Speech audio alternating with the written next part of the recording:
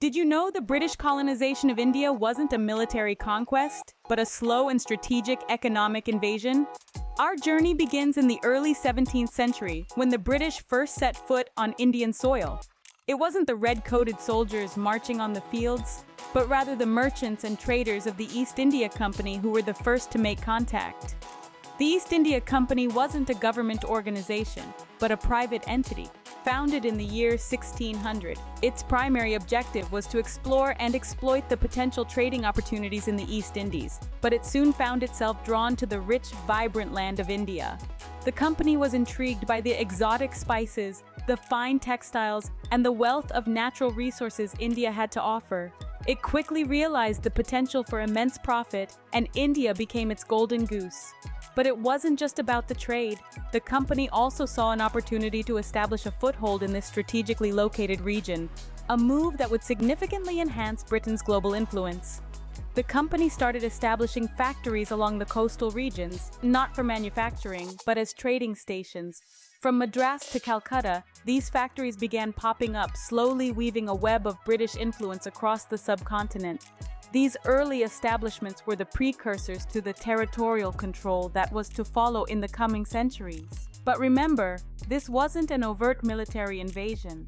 The company was clever, using diplomacy, alliances, and even manipulation to secure its interests. It played the various Indian kingdoms against each other, exploiting the political instability of the time.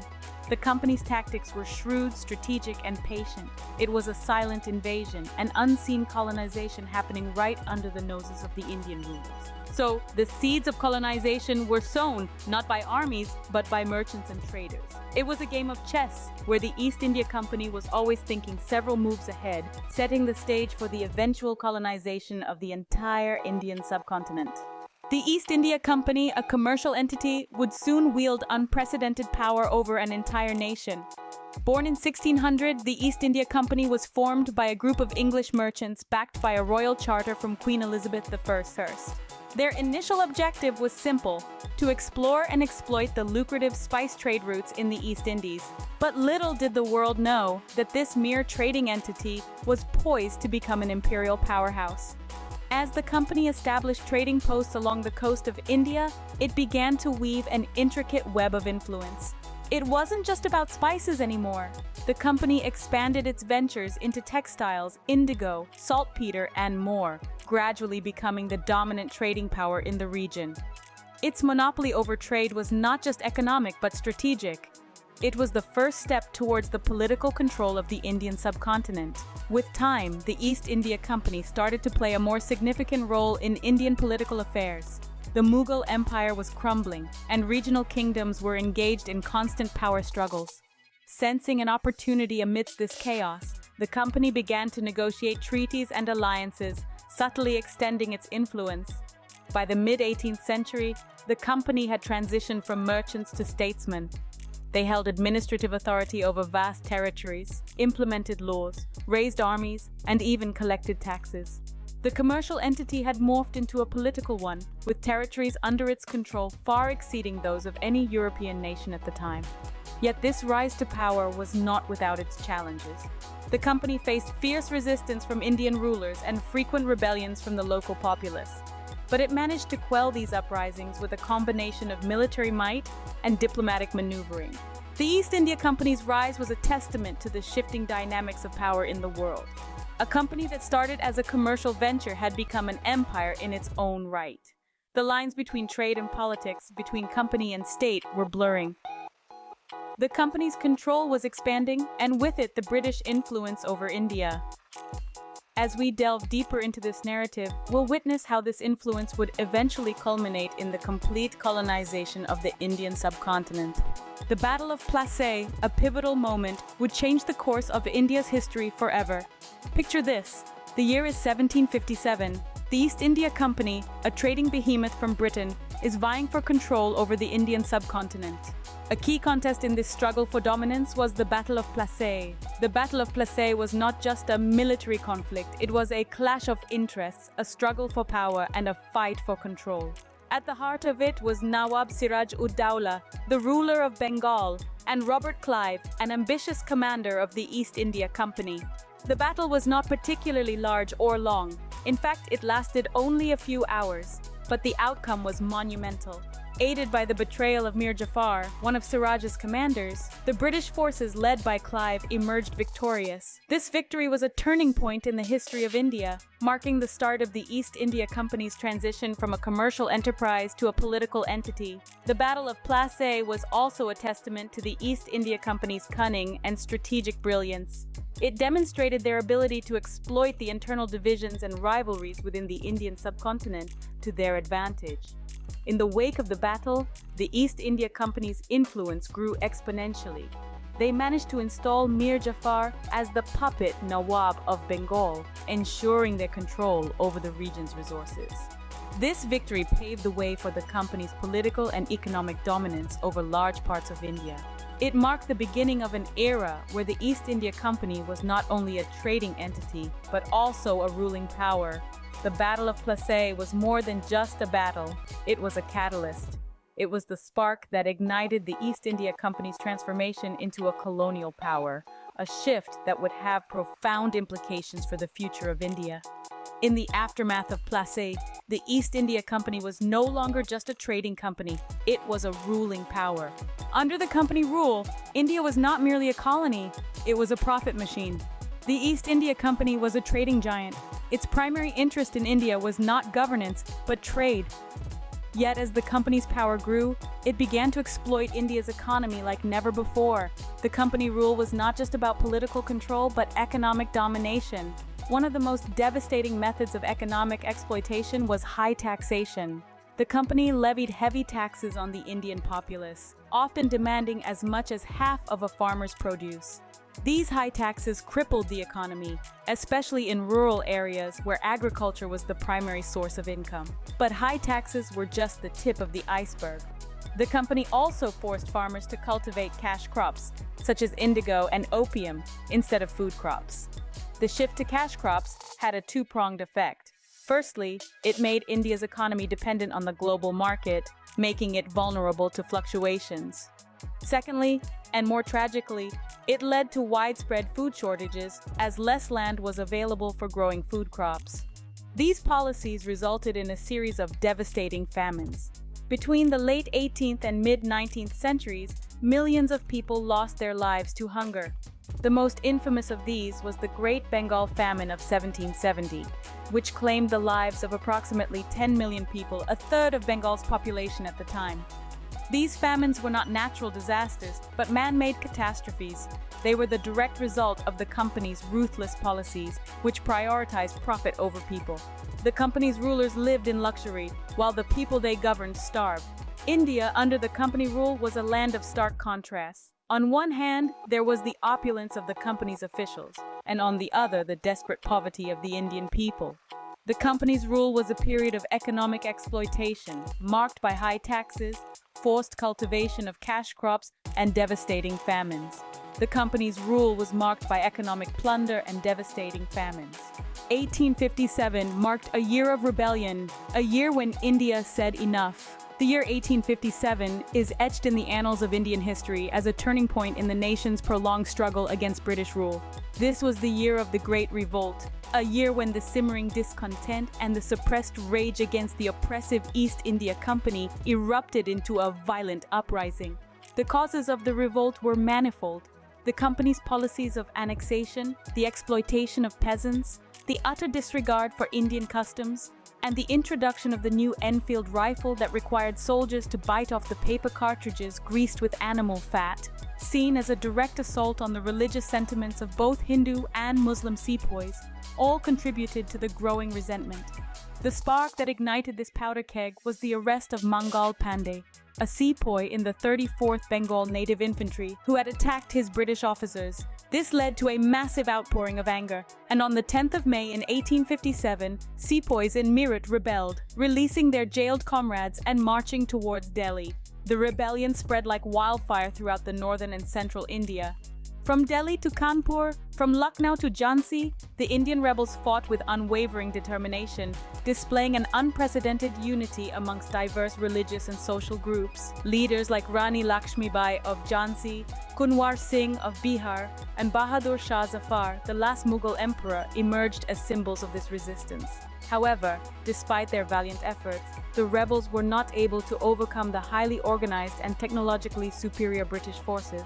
By late 1858, the revolt was brutally suppressed, leaving behind a trail of destruction and a legacy of resistance. Yet, the revolt of 1857 was not in vain. It exposed the vulnerabilities of the East India Company, leading to its dissolution and the direct assumption of Indian administration by the British Crown.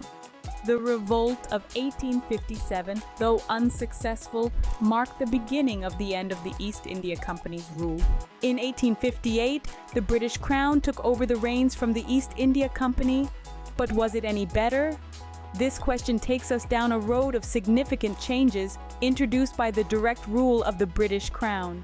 The East India Company had ruled India for a century, but the rebellion of 1857 made it clear that the company's administration was untenable. The British Crown, with its formidable forces and resources, stepped in to take control. This change in power was more than just a shift in governance. It marked the beginning of a new chapter in India's colonial history. The Crown's takeover brought about a wave of administrative reforms aimed at improving governance and placating the Indian populace.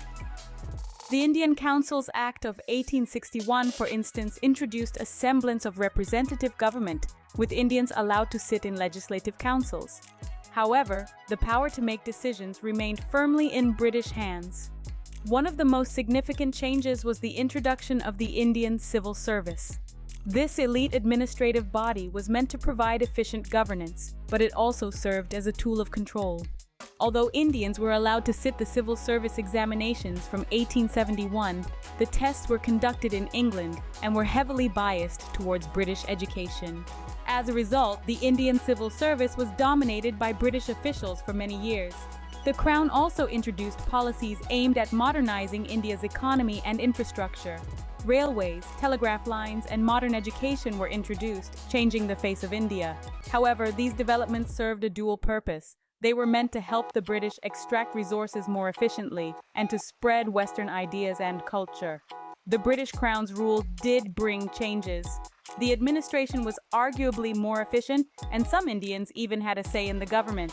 However, the essence of colonization remained. The British Crown's rule, like the East India Company's before it, was based on exploitation. It was a rule that sought to reshape India in the image of Britain, disregarding the rich culture and history of the Indian subcontinent. The Crown's rule brought changes, but the essence of colonization remained. India's struggle for freedom was a saga of courage, sacrifice, and indomitable spirit, a tale woven with the threads of unity, resistance, and the undying hope of millions. The late 19th century saw the formation of the Indian National Congress, a pivotal turning point in this struggle. The Congress was not merely a political party, it was a beacon of hope, a collective voice that echoed the aspirations of the Indian populace, yearning for freedom. The Congress became the platform where diverse voices from across the nation converged, shaping the discourse of India's freedom movement. In the early part of the 20th century, a new figure emerged on this stage of struggle, a man who would become synonymous with India's fight for freedom, Mahatma Gandhi. He was not a warrior brandishing a sword nor a politician wielding power. He was a simple man, armed with an extraordinary philosophy, non-violence and civil disobedience. Gandhi's satyagraha, a term combining truth and firmness, was a unique form of resistance. It was not about winning or losing, but about justice and morality. He believed in the power of truth and the strength of the human spirit. His weapon was not violence, but non-cooperation. His shield was not armor, but the universal values of truth and justice. Under Gandhi's leadership, the freedom struggle transformed. It was no longer a battle fought in the political corridors or the bloody battlefields. It was a struggle that resonated in the hearts of every Indian, in the villages and the cities, among the young and the old. The Dandi March, the Quit India movement, the non-cooperation movement, these were not just events. They were milestones, marking India's journey towards freedom. They symbolized the collective strength and resolve of a nation ready to pay the price for its freedom. The freedom struggle was not just about breaking the shackles of colonial rule, it was about reclaiming dignity, identity, and the right to self-determination. The road to freedom was long and arduous, but India marched on. On August 15, 1947, the sun finally set on the British Empire in India. In the first half of the 20th century, the tides of change began to sweep across the Indian subcontinent. The Indian National Congress and other freedom fighters intensified their struggle against British rule, leading to a series of significant events that would ultimately result in India's independence. One of the most notable of these was the Quit India movement in 1942, a civil disobedience campaign spearheaded by Mahatma Gandhi. The call for do or die resonated across the nation, and the movement marked a decisive shift in the fight for freedom, as it sought nothing less than complete withdrawal of the British from India.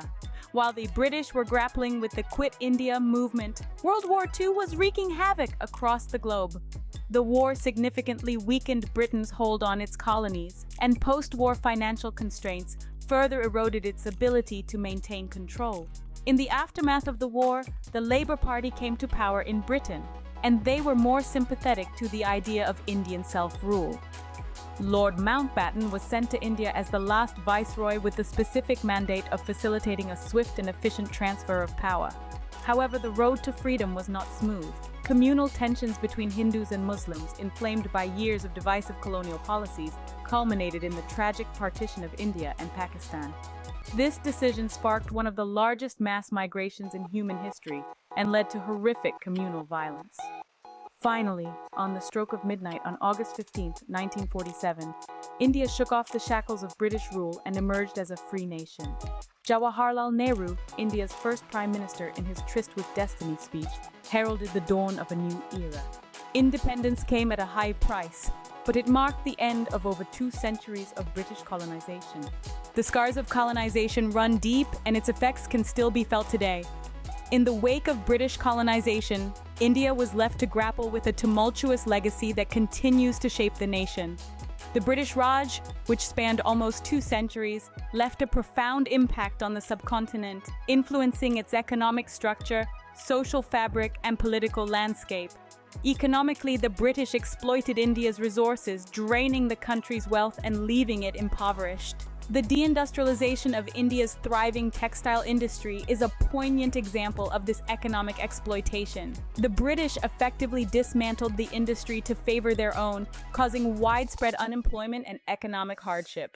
Today, India still grapples with economic inequality, a challenge rooted in this historical exploitation. The social fabric of India also bears the imprint of British rule. The British policy of divide and rule exacerbated existing religious and caste differences, leading to deep-seated divisions that persist today. English, the language of the colonizers, has become a marker of social status and access to opportunity. And then there's the political landscape. The British established a centralized administrative system that became the backbone of modern Indian bureaucracy. However, this system also bred corruption and inefficiency, issues that India continues to wrestle with. The political boundaries drawn by the British, often with little regard for existing cultural and ethnic groups, have also been a source of ongoing conflict. Yet, it's essential to acknowledge that amidst these challenges, India has shown remarkable resilience. The country has grown to become a global player, boasting one of the world's largest economies. It has nurtured a vibrant democracy despite its complex diversity, and it has made significant strides in social reform, fighting against the very divisions that the British once exploited. The British may have left, but their legacy lives on in the India of today. This legacy is a complex tapestry of challenges and resilience, of a tumultuous past and a promising future.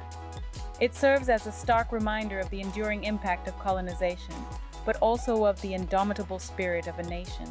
As we look back on the British colonization of India, it's a story of exploitation, resilience, and ultimately, liberation. The tale does not merely begin with the invasion that went unseen. It started with the rise of a behemoth, the East India Company, which in its infancy was merely a trading entity. It grew, however, into a force that would forever alter the course of a nation.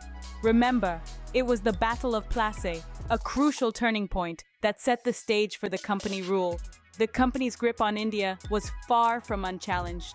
The Revolt of 1857, a significant uprising, was a testament to the spirit of the Indian people. They were not passive recipients of their fate, but active participants in their history. Their resilience was a beacon of hope in an era of darkness. Yet, even in the face of such adversity, the crown took over, further tightening the reins of control. The struggle for freedom was not a swift one. It was a prolonged, protracted battle, but it was a battle that the Indian people were willing to fight. The end of colonization was not an abrupt halt, but a gradual release. The aftermath, though, was a testament to the resilience of the Indian people. They emerged from the shadows of colonization, not as victims, but as survivors. The story of British colonization is not just India's story, but a chapter in the history of humanity. It's a narrative of exploitation and power, but also of resistance and liberation. It's a tale of a people who refused to be silenced, who fought back against their oppressors, and who, in the end, reclaimed their freedom. It's a story that serves as a reminder of the human capacity for endurance, for hope, and for change. It's a story that should inspire us all to stand up against injustice, to fight for our rights, and to never lose sight of our humanity. The story of British colonization is not just India's story, but a chapter in the history of humanity, a chapter we must never forget.